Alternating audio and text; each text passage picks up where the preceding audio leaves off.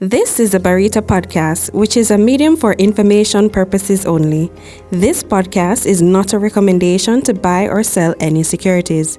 This isn't a research report, nor intended to serve as a basis for making any investment decisions. Contact a licensed investment advisor before making any financial decisions. Let's get into the Barita Podcast. Welcome everybody to another episode of the Barita Podcast. Thank you for joining us. So you can see previous episodes at barita.com/podcast. All right, so today we have Ambraee, Houslin. Pronounce your last name right? Yes, man. Yes. All right, Analyst at Barita. All right, thanks for joining us. Man. Thanks for having me, man. Yeah, so you're part of the Analyst program at Barita, right? Yeah. All right, so talk to me about it. So the Cornerstone Analyst program, basically what it does is takes young professionals, and what it does, bringing these young professionals and provide them with exposure to all units within the business. So the aim is to, in a sense, allow them to experience all the units within the business and then see which unit within the business or which part of the industry they would best want to align themselves with professionally. So from my experience so far, I've been in investment research and now I'm in investment banking, and then I have alternatives and structured finance and then strategy.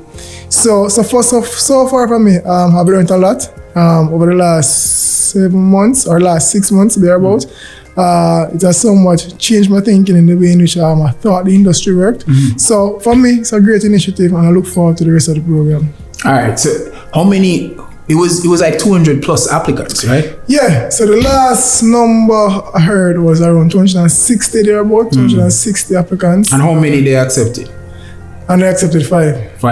You were one of the 5. Yeah, I was one of the 5. I'm telling you, star boy. So you want to analyst program, star boy. Right. So that's a big privilege, a big opportunity, right? I mean, yeah. I would say I'm very grateful for it. I came in as an internal candidate, which somewhat, I don't want to say made it easier, but it somewhat familiarized me with the sense of the word Barita environment and ecosystem of Barita. So I would have already not been knowledgeable about the culture of Barita and how we work and function here as a team. So that was one of the plus as being a member, being a part of the internal, being an internal candidate. Yeah, you said that your experience is different from what you expected or how you figured some parts of the business work. It's been a little different being on inside. You said something like that. Yeah. So I'll give you an example. Yeah. So in my understanding of IB, I know IB investment banking would have worked. I thought that coming in as an analyst or working in investment banking, it would just be you do your work, you go home. You do your work, you go home. As in, I do my analysis.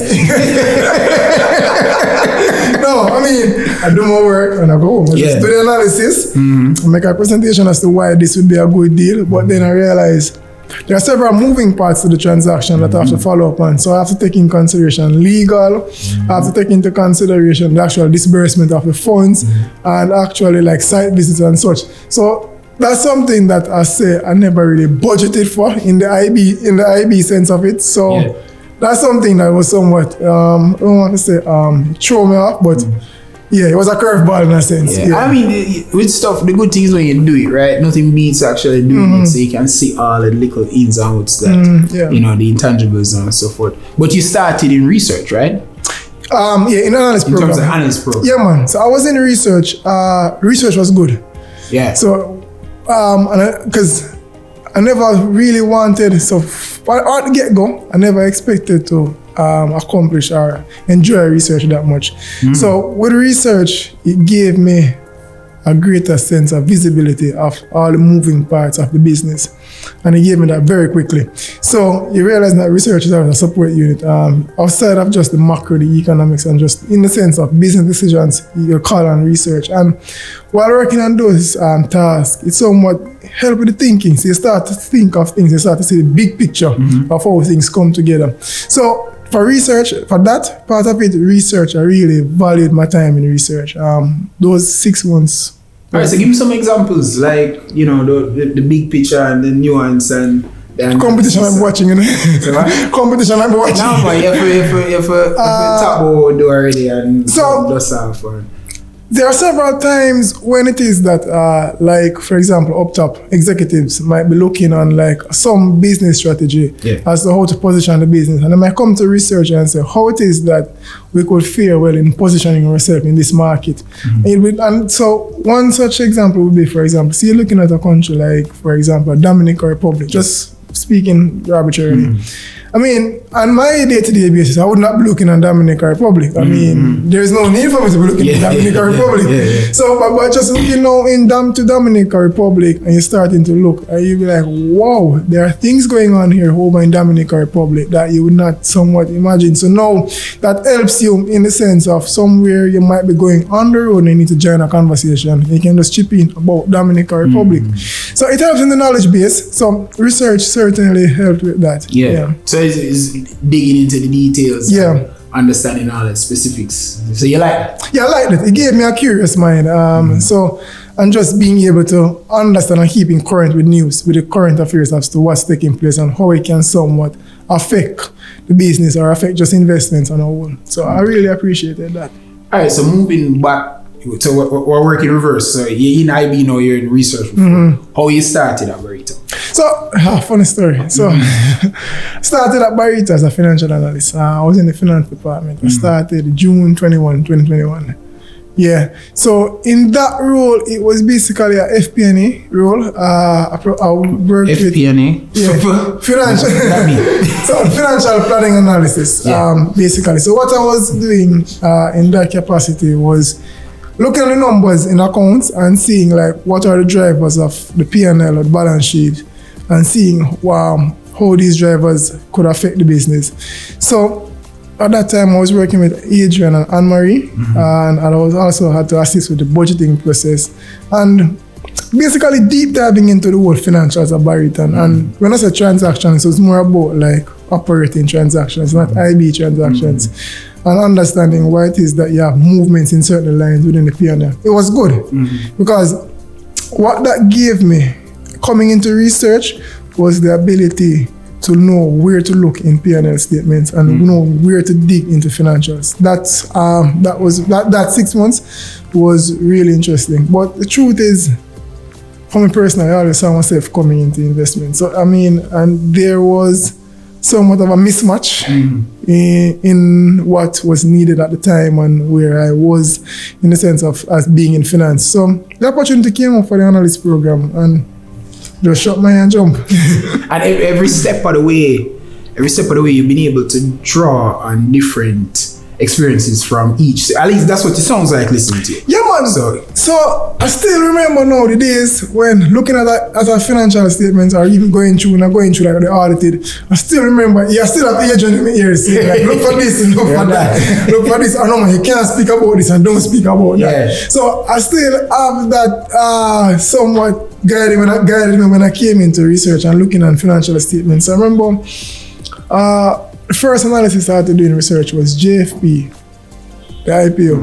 Don't know if I should have said that publicly. No, it's fine. But it was JFP. And then after that, I did Tropical Battery and then Grace. But when I was doing Tropical Battery and Grace, I remember going through those audited now.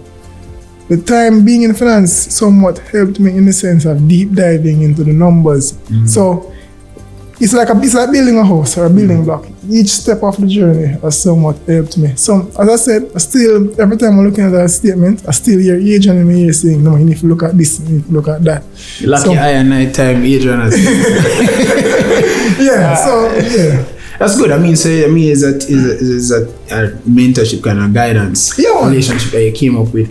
But I mean, not a lot of people, it's not customary, at least in my experience in Barita, people might jump from over by finance or over by accounting to really land all the way in IB. No, it's not. So it's a star boy for real.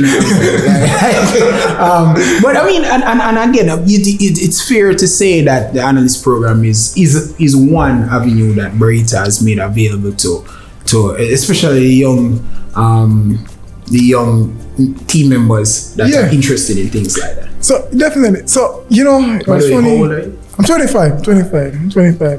So when I look on it, the other day I was dissecting it and I said, without the analyst program, I don't know if I would have landed so far, so quick. in IB because IB has been my dream and my passion. But the Cornerstone Analyst program really catalyzed my career as it relates to getting me to where I really wanted to. I know eventually I was going to leave finance and come in investments. I never know how. You know, it had to happen because I was preparing for CFA and all that. I was saying, the reason you're doing CFA is to get in, to get a foot in. But I never knew how. But the Analyst program really somewhat provided me with that opportunity. So now, I have no bias remorse. I love the journey so far. I look forward to coming to work every day. Like I really do look forward to coming. As I was saying to you before I said, I see it as a Lord's work. Oh, glory. I see it as a Lord's work, providing... So IB? Yeah, IB. I see it as a Lord's work, man. I mean, providing capital where it's needed. Oh, yes. And the Lord said, let there be capital. So we're providing economic growth, people's life are becoming better. Yeah. It's a Lord's work. It's my mission. It's a mission. Yeah, it's a mission. So, Prophet Ambraee, tell us about your IB experience. So, it's very interesting. So, it's very creative. So, what I like with investment banking is the structure of the transactions. You can be very creative with it. And it's somewhat like engineering. So, prior to UA, I was a science student. So, I was supposed to do medicine. I shouldn't really be in for that. I was supposed to do medicine. So, I did chemistry, physics, go all up to Cape. Okay. So with that, it gives you a problem-solving approach, which in IB, you know, in the sense of you get a client needs financing, but all right, how is it that you're going to structure this financing, or how is it that you can come up with a solution that, you know, the owner of capital can win and the user of capital can win. And I find that very interesting. So it's somewhat of a crossroad puzzle. I like it. So it's not plain vanilla work. So I look forward to it. I really look forward to like when I get a memo to write up and like providing like my analysis as to how we think we can finance it. I really do enjoy it, and when I see where the money is going as well, as in the development in the real economy, I feel as fulfilled. I feel fulfilled. I feel like the servant of the Lord. I feel. Now, you IB, like the IB man, they really have a vibe to them. Because our community comes say, boy, you know, it's a nation builder. What's IB like? You know, it's like an anti-Thanos. You know, you snap your finger and build a nation, right? And then now you are telling me it's the Lord's word. No, man. Right? I mean, I'm just really happy to be the president of investment bankers. I mean, if you look at it, let's be real. If you look at it, without capital, several things are not possible. I mean, for each business that you look at, I always tell people, for a business to be successful, you need three things. You need capital, you need connections, you need strategy. The capital without connections is dead capital. I always say that. Business comes down to relationship management. And what I believe has somewhat affected us over the last years, in my experience, in my young experience, let me just put that out, it has been that businesses have not been able to or afforded the opportunity to get flexible capital, especially MSMEs. And that's something I had to do a research paper on it when I was at uni. And that's when I really started looking into this sector. Now, if you look on it, we as bankers, we have a role to play. I mean, if it is that we can create some flexible solutions for these businesses, they grow, demand grows, the start of employment. That's how economies grow. I mean, government sets policies, but I believe we, the owners of capital, we're the ones that have to drive growth. So I believe growth should be driven from the private sector. You look in the Americas, that's what happens. So that's why I said the Lord's work. The Lord's work. And IB is a big part of that. Yes. So you talk about the great trinity of business. Yeah. So investment bankers come together and say, let us create business in our own image. Okay, all right. I'm with you. Ambraee over there losing mind. Anyway, all right. So, but in all seriousness though, so the real economy, you see investment banking working hand in hand with the real economy, fueling it. So let's say if we get this thing right, we do it well. I mean, what is the positive long-run impact that you see we can have on the real economy? So one of the things I really wish we could start doing more is public-private partnerships. In the sense of, I think there's enough capital in Jamaica for us to have far better infrastructure, for us to improve the lives of our citizens. So if it is that we can create some flexible solution in the sense of we start build out infrastructure, we have pension fund financing it because they are of a long-term view. And I will start see a way in which we can improve infrastructure. I think that's how we can start see people's lives being changed and people's lives being impacted in a positive way. Just a simple thing as water. I mean, you see a water shortage and you hear NWC saying that because they don't have capacity at the dam because of the silt in it and infrastructure. Those are things that I think capital can fix in the sense of it's all about engineering a solution. And again, that's why I said those are the ways in which I think us as bankers can come in and actually bring about meaningful and impacting change that can change people's lives. But you know the problem with the whole infrastructure story traditionally though is that everything you said is right, like from like a commercial point of view, especially when you talk about public merit goods, they don't have the natural returns that would attract the private capital. So have you thought through that? And I guess when you talk about engineering solutions, this is like one problem we have to get past. No, so onset, I don't have a solution onset, but I know it exists. Onset, I don't have a solution, a financing solution, onset no. But I know the solution. It can be created. I think just recently I saw where the Goodyear factory in St. Thomas, the whole renovation of that into a townhouse. I think that's into a town center. I look forward to that. But I think that's just one step in a way I think that government and private sector can partner. So I do think that it's just for us. I don't think that the focus has been given to it as how it has been given to financing real estate development, commercial real estate development. So I think if focus is given, I think we can drive some alpha. Yeah, and I give you a little trouble. Because the truth is, like you said, the Analyst program, those kind of bright minds, put you guys together, I'm sure you guys can come up with some creative solutions. But I mean, there's a lot of infrastructure. I mean, you're absolutely right. There's a lot of infrastructure that it can be financed profitably. So I mean, if you think about ports and you think about utilities and you think about toll road, beltway, etc., sewer systems, whatever. So I think you're absolutely right. I mean, you referenced St. Thomas. Where are you from? So, I'm from St. Thomas. All right. From St. Thomas, the forgotten parish. You said it. Yeah, no. We're treated that way. From St. Thomas, community called Trinityville. Community called where? Trinityville. It's in the hills.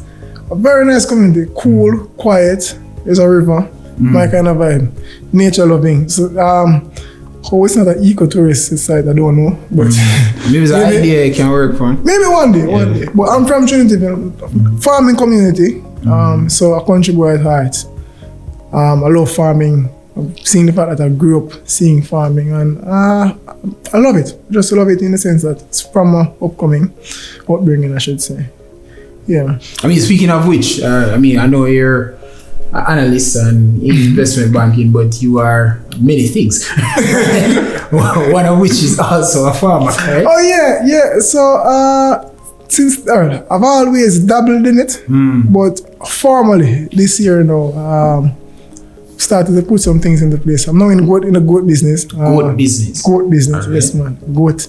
So my brothers and I started building out some goat farming. Actively buying goats, very hard to get. I never even imagined that. Goats are hard to get? Yeah man, so to anybody watching, if you want to make some gains, go, there's a demand. What am I Spanish on, Ambraee? Like, we feel like every other road, we have a random goat. Exactly. I try to cross the street and create problems for me. Yeah man, so, and it comes back to a part of the problem that exists in Jamaica with business. So you have several businesses. No man, it's hard. So I mean, just recently I wanted to buy 10 goats and I couldn't get 10 goats from one farmer. You couldn't get 10 goats? I couldn't get 10 goats from one farmer. I mean, we feel like we can't find 10 goats. And I can't find 10 goats too. I just couldn't get even. So you want 10 Rami? 10 feet. It's hard to get female goats. Okay. So even when I went Denby the other day, I was speaking to some farmers, like I was saying, see you selling? Yes, man. So I can get 10 goats. No, man, I can't give you so much goat. I can't. Like, the most you can get, man, you can't get 10 goats from one farm. Whoa. But you know, you walk around, you see goats. Yeah. But so explain that to me. It highlights a problem that we have in Jamaican society. So you have several operations, not just in goat farming, that when you look on it, it's a hustle. On the outside, it's a business, but it's a hustle. Because a business without structure is just a hustle. And a hustle can't be passed on to your kid because it's only you alone who know the hustle. So if you look on it, Sandals could have passed on to Adam Stewart from Butch to Adam because there was structure, there's a board, there's management, and there are layers to it. Now, you're having a vending stall downtown, it can't be passed on to your kid, even if you leave the inventory, because there's no structure to it. So, when you look on the farming industry and the goat industry, it's fragmented. So, a man have 10 goat on a hillside. Probably not even if you drop 3 kids and just bring them out of the daytime. But there's no strategy to it, and there's no capital, and then there's no connection. 3 things.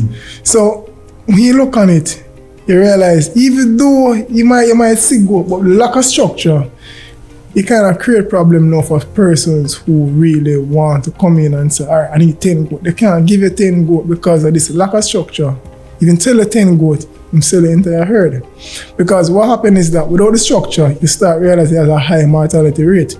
So every kidding season, you might have around 60% of the kids just pass out because lack of... 60? Yeah, you have that, man, because lack of housing, lack of proper sanitation, and all of that. So, yes, you might see a man with 10 goats walking up and down. You might see 10, I'll tell you, you probably find 5,000 man with 10 goats. But when it comes to that commercialized problem, and it comes to why we have this problem with this high import bill when it comes to agriculture, because lack of structure. So hotels can't really rely on them because they would have supply chain problems. Because you can imagine a man having a lack of structure, and you need 1,000 pounds of meat every month. This month, boy, last killing cycle, 60% of the herd just gone. That's not my problem. I need 10,000 pounds of meat, see me. So that's where, so I realized that, and I'm looking in the space, it's not just goat, it's almost every meat you can think of locally. We have that problem. So that's where I think, again, doing the Lord's work, she looked at it and I said, all right, I think I can give back by going in the space. So you feel like you can apply some of the same investment banking experience and analytics to like the goat business and solving some of those gaps. Yes, man. So on the farm now, we have some workers, and when some of them were they were goat farmers before, and they still have goat up to this day, but they work, and I look at it and I say, boy, you have a goat farm long before me. You still have to work. Sure, it's lack of structure. So when I say we start talking now about like keeping the operations tight, and like I start saying, even just this weekend, because I was up here this weekend because I had 2 deaths, so I had to go up this weekend and 2 goats died. And they start saying, I'm trying to measure everything, but they don't understand that without quantifying everything, I can't see the full picture. And that's how I can then plan and say, all right, this is how we can move forward. Because I tell them, something I always tell them, you have to manage the margins to stay in the money. If you don't manage the margins, you hold the money. So those are things. The money can't continue. Yeah, exactly. I can't be in. So those are things I think that are affecting the whole farming and the agricultural industry. Not just livestock, but even crops as well. Okay. All right, that's cool. I mean, what other interests you have? This one is not so much for money. It's more about just my personal hobby. I like it. It's music. Yeah. So when the pandemic started, before the pandemic, I used to love going out on a Friday night and touch the spots. The pandemic started, couldn't get to do that, so I had to stay in. I always had a love from the days of going with some of my friends started making beats, but I always just there on them just for the foolishness. I just love it. So I just love it, and I was like, all right. And when the pandemic started and I was inside now, I just said, I'm going to teach myself this. And I remember making the first rhythm and I sent it to a man. The man said, this is nice. This is nice. Yeah. And I kept on. Sent back the next rhythm. My man said, you make this? Man said, show me. Go and do it over again. Show me. Make it in front of him. So no, we can't voice on this, man. He voiced. I got it mixed. Got it published. It was out. Yeah? Yeah, it was out. Okay. I kept on doing it now. And then it was just on YouTube until 3-4 months ago. Saw my songs in Apple Store, saw it on Spotify. I was like, you have songs. I rich. I said, rich. Alright. I said, yeah, I produce songs on Spotify and Apple Store. I rich. Okay. So, well, but those are your beats. Yeah, those are my rhythms. Yeah. So you can say what artists you have on the beats. Nobody would really know them. But so I think one of the biggest one, and she's I don't want to know disrespect to her, but she has grown. So she recently started. I think she started doing some work with Bounty Killer. DJ Whitey from St. Thomas. She was on the Cancer Survivor rhythm. Okay. Yeah. That's your beat? Yeah. Come. She had a song. Cancer Survivor? Yeah, that's a whole different story. We won't talk on that on camera. Alright. No man. But she voiced on that rhythm and we published it and it's long enough to store. No, we're not getting the hits as yet. Okay. Alright, because you mentioned that one. So Friday night comes, the Lord's work finish. Yeah, touch the road now. So I don't really finish. No wonder. So, but those are where your passions lie. So yeah. I mean, so you're into music producing and that's more labor I love. Yeah, it's more labor. Yeah, it's not really for commercialization or making of money. I love the culture. I love the dancehall culture. Not all aspects of it, but I just love Jamaican culture and dancehall is Jamaican. So dancehall reggae, I love the music. Not all part of it, I will say. So because of that, I just looked into it and try to immerse myself in. But you definitely think you can marry some of the analytical skills with the farming and build something there from a commercial point. Yeah, man. Yeah. That's the aim. I think I hope to see where I can not just with meat alone, but just farming in a sense. And even if it's not me, but if it is, I can make somebody come into the space who can somewhat drive some alpha. Like I really admire what Gazan Azan is doing out in Lakesman. I think we need more of that. Because I really believe that this import bill that we have, some of it we really and truly can do locally. Help exchange rate too. Yeah, really put a cushion to it. Yeah.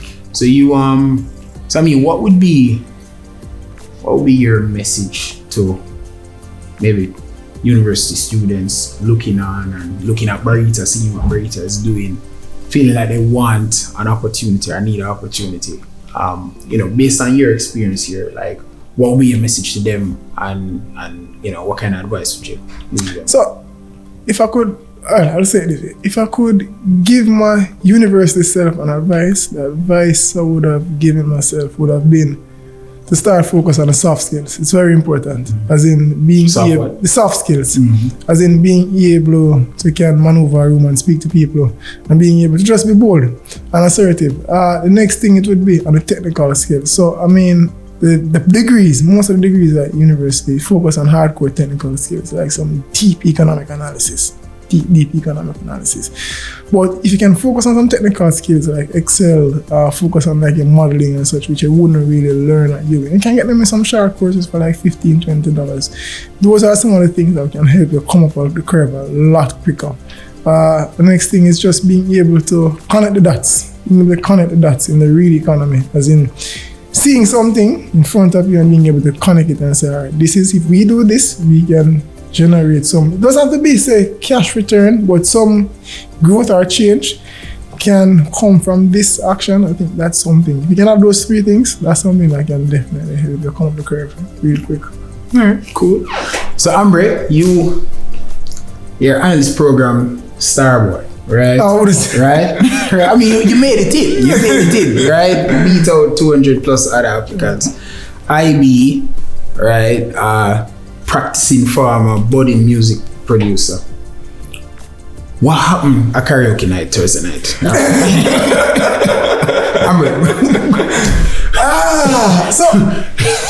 So, funny enough, I've always When I was young, I've always dreamed touching a stage. Yeah. And just saying, level me. I'm just saying, level me. I'm just saying, level me. But I was there, and shout out to Awa, because I nearly never went on the stage, but Awa said, let's just touch the stage. So I touched the stage. We beat it. The rest is history. I just beat it hard. My goodness. Yo, I'll nominate here one word where you say, like, my list, but maybe it's a video that I was looking at still. But my listen, I say, but you definitely get it hard. Right? Our definitely was a great wingman. No man. Great energy.